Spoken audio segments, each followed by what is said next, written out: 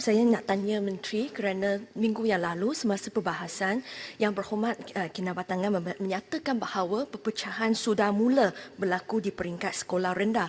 Jadi saya nak tanya dalam pandangan kementerian sama ada sekolah pelbagai adalah halang capai perpaduan kaum dan sama ada adalah pendirian kerajaan PM bahawa sekolah pelbagai aliran ini adalah satu penghalang kepada perpaduan kaum. Dan sekiranya bukan, dan saya percaya ini adalah pendirian kerajaan ini, saya nak tanya sama ada kementerian ini bolehlah menyediakan khusus untuklah sekolahkan Yang Berhormat Kinabatangan supaya beliau tidaklah menyatakan kenyataan yang akan pecah belah rakyat Malaysia. Terima kasih.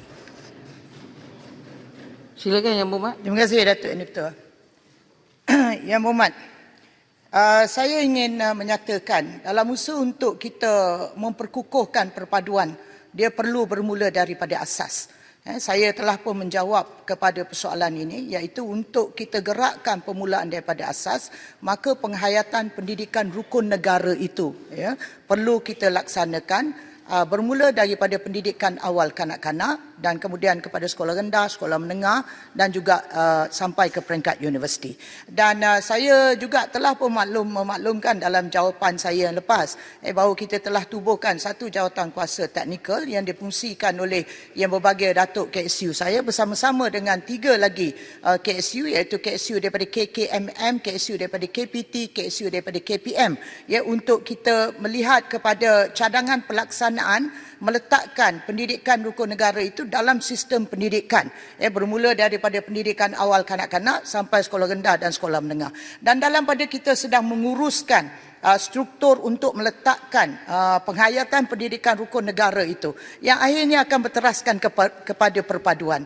Dalam pada kita sedang memperkukuhkan perbincangan itu, dalam pada itu kita juga telah pun menggerakkan kelab-kelab rukun negara. Dan untuk makluman Yang Berhormat, pihak kementerian telah pun menubuhkan sebanyak 6,621 kelab-kelab rukun negara di semua sekolah-sekolah rendah dan di semua sekolah-sekolah menengah.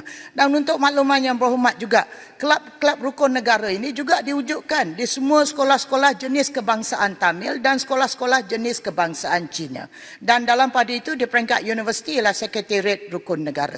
Jadi saya ingin memaklumkan kepada Yang Berhormat, apa juga cadangan yang dikemukakan oleh ahli-ahli Yang Berhormat dalam parlimen ini adalah cadangan, dan sekiranya cadangan itu patut untuk kita ambil terima berdasarkan kepada cadangan yang dikemukakan, maka boleh dijadikan sebagai garis panduan, sebagai perancangan kepada kementerian. Jadi saya nak menyatakan kepada Yang Berhormat, sekiranya persoalan Yang Berhormat ini dia lebih bersifat kepada politik, sama ada kerajaan Perikatan Nasional ada cadangan untuk mengubah sistem pendidikan yang ada di negara kita, hanya kerana untuk meletakkan agenda perpaduan nasional itu supaya ia dapat berlaku, maka sudah tentulah apa yang dinyatakan oleh Yang Berhormat itu tidak akan berlaku, kerana saya dah sebutkan tadi, agenda perpaduan nasional negara itu akan dimulakan daripada asas sehinggalah kepada pendidikan di sekolah rendah dan sekolah menengah. Terima kasih.